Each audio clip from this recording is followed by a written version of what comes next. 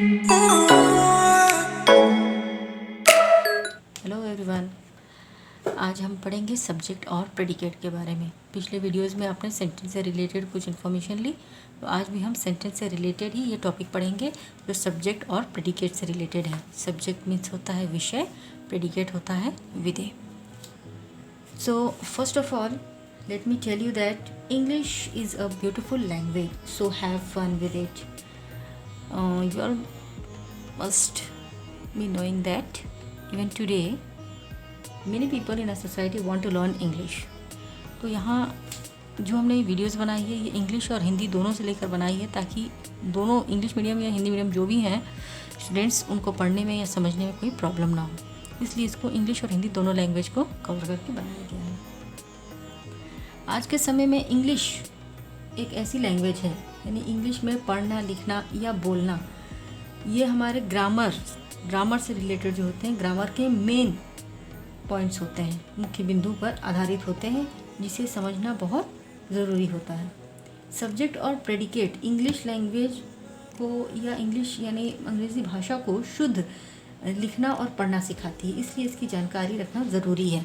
यानी सब्जेक्ट और प्रेडिकेट क्या होते हैं इसी पे डिपेंड करता है कोई सेंटेंस। किसी भी वाक्य के सब्जेक्ट या प्रेडिकेट, इसके सिवा सेंटेंस में ऑब्जेक्ट्स भी होते हैं। तो सब्जेक्ट, प्रेडिकेट या ऑब्जेक्ट ये महत्वपूर्ण भाग होते हैं, these are the main parts of a sentence. इसलिए इसकी पहचान एवं जानकारी इंग्लिश सीखने के लिए बहुत ही ज़रूरी है। तो आइए हम सब्जेक्ट और प्रेडिकेट को विस्तार से समझने का प्रयास करते हैं। One thing also I want to tell you all that understanding the subject and predicate is the key to write a good sentence. कोई भी एक अच्छा वाक्य बनाने के लिए, कोई भी एक अच्छा सेंटेंस बनाने के लिए सब्जेक्ट और प्रेडिकेट की सही जानकारी होना बहुत ज़रूरी है। Come on, let's come to the topic subject and predicate. First, आप लोग चाहें तो ये नोट्स बना सकते हैं। You can note on this. Subject. What is a subject? Subject is what और whom the sentence is about. Subject यानी विषय। एक वाक्य में किसी सेंटेंस में सब्जेक्ट वो होता है जो ये बताता है कि किसके बारे में वो सेंटेंस है। प्रेडिकेट क्या होते हैं? प्रेडिकेट को बोलते हैं विधेय। Predicates tells something about the subject which means what the subject does और what the subject is. Predicate जो होते हैं ये किसी सेंटेंस में हमें बताते हैं कि जो सब्जेक्ट है वो क्या है या उससे रिलेटेड क्या बताया जा रहा है, उसके रिलेटेड इंफॉर्मेशन दी जाती है। अब ऑब्जेक्ट क्या होता है? ऑब्जेक्ट देखिए, the word excluding the subject on which the action of the verb affects is called object. या एक और डेफिनेशन है इसका, the receiver of the action, यानी कि जो एक्शन को रिसीव करता है किसी सेंटेंस में उसको ऑब्जेक्ट कहा जाता है। कुछ एग्जाम्पल्स हम यहाँ करेंगे, इसके थ्रू आपको ये क्लियर हो जाएगा कि what is a subject, what is a predicate and what is an object. So look for the examples we are. First, the sun shines brightly. बताया गया, देखिए सब्जेक्ट में व्हाट या whom, तो यहाँ आ जा रहा है द सन। एक और चीज़, सब्जेक्ट अगर हमको किसी सेंटेंस में ये पहचानना है कि दिए गए सेंटेंस में whatever the sentence is given in this sentence what is the subject, so always we have to find that a noun और a pronoun in a sentence is the subject. In any of the sentence the subject is always a noun और a pronoun. So in the first sentence देखिए, the sun shines brightly, here the sun. आज देखिए हमने इस video में जितने pink colour से underline किए हुए हैं ये सारे सब्जेक्ट हैं और बाकी रिमेनिंग सेंटेंस जो है ये सारे प्रेडिकेट्स हैं। और इन्हीं सेंटेंसेस में अभी आपको एक्सप्लेन कर देंगे कि कैसे किसी सेंटेंस में हमें ऑब्जेक्ट की पहचान होती है। तो सबसे पहले हम बता दें कि एक सेंटेंस में सब्जेक्ट कैसे पहचानते हैं। Always remember that subject is a noun और अ प्रोनाउन। किसी भी सेंटेंस में सब्जेक्ट जो होता है वो नाउन या प्रोनाउन यानी संज्ञा या सर्वनाम होता है। जैसे यहाँ फर्स्ट सेंटेंस देखिए, द सन शाइन्स ब्राइटली, तो यहाँ the sun this is the noun in this sentence, ये नाउन हो गया। अब हमें प्रेडिकेट कैसे मिलेगा? प्रेडिकेट की पहचान कैसे होती है? Always remember that a predicate consist of a verb. Predicate जब भी आता है तो वहाँ एक वर्ब होता है। तो इस सेंटेंस में हमें ये मिल गया द सन, ये हो गया यहाँ का नाउन और ये सब्जेक्ट हो गया। शाइन्स हो गया यहाँ वर्ब, और फिर शाइन्स से अटैच ये कंप्लीट सेंटेंस जो होगा ये पूरा आ जाएगा प्रेडिकेट में। तो द सन हो गया यहाँ का सब्जेक्ट और ये बाकी सेंटेंस हो गया यहाँ का प्रेडिकेट। इसी तरह सेकंड में देखिए, he reads the book. Here he is a pronoun, so this will be the subject and reads is the verb, और वर्ब के साथ बाकी रिमेनिंग सेंटेंस जो होगा ये हो जाएगा प्रेडिकेट। अब सेकंड सेंटेंस में देखिए, फर्स्ट में तो सेकंड में देखिए ही रीड्स द बुक।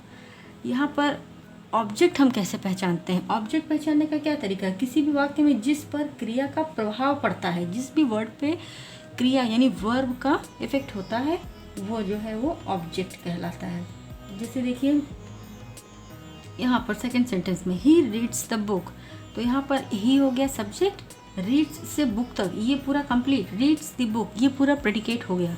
अब जब हम रीड्स से क्वेश्चन करेंगे, what reads what? A book, the book, so book is the object over here, only book, this book is the object in this sentence. Third देखिए, the pen is a tool for writing. Here the pen is the noun, so this will be the subject. Is the verb, and from is a tool for writing, this complete is the predicate. Next, the earth revolves on its axis. The earth is the subject and revolves is the verb, so revolves on its axis, this part of the sentence becomes the predicate. Next, Mohan beat me. Now in this sentence, Mohan is the noun, so this is the subject, beat is the verb, and beat me becomes the predicate. Here beat what? Me, so me is the object. In fourth sentence, revolves what? On its axis, so this becomes the object. Sixth sentence, you are going to Mumbai. Here you is the subject and are going, this are going is the verb, so the predicate will be are going to Mumbai. Are going where? Yeah, it is here the verb is related to what? It is related to Mumbai, so Mumbai is the object over here. Seventh, Rishi plays the piano. Here Rishi is the noun, so this is the subject, and plays the piano is the predicate. Here plays what? Plays piano, so piano is the object over here. Next sentence, 8th, sit down. Now these types of sentences does not show any noun. ऐसे वाक्य में कोई संज्ञा नहीं होती है, तो यहाँ पर हम एज्यूम करते हैं कि ये जो कहा गया है, जो भी यहाँ पर स्टेट किया गया है, ये हम यू यानी आपसे यानी सेकंड पर्सन से कहा जा रहा है। तो ऐसे सेंटेंसेस में ये पूरा सेंटेंस जो होता है ये प्रेडिकेट होता है, और यहाँ पर हम यू एज्यूम करते हैं जो सब्जेक्ट हो जाता है। यहाँ पर हम बोलते समय ये नहीं बोलते हैं यू सिट डाउन, यहाँ यू को सिर्फ एज्यूम किया जाता है। Next sentence 9th, read the book. Again same type of sentence, here also you have to assume you, and same thing, subject, you will be the subject and the given sentence will be the predicate. And 10th sentence, running is a good exercise. Running, look children, English is a different type of language. English में बहुत से ऐसे words आएंगे जिसके sentence के हिसाब से इनकी मीनिंग्स ली जाती है। अब यहाँ पर रनिंग देखने में तो लग रहा है कि हाँ ये वर्ब है, but no, here running is the here running shows a type of a noun, so and good exercise, running is a good exercise, so here running will be the subject and is a good exercise ये हो जाएगा predicate. Is what? A good exercise, so here good exercise will be object. Okay children, for today this is over, and आप लोग इसके notes बना सकते हैं, और इसमें अगर कुछ आपको प्रॉब्लम है, कुछ नहीं समझ में आया हो, तो आप कमेंट बॉक्स में कमेंट करके पूछ सकते हैं। Thank you.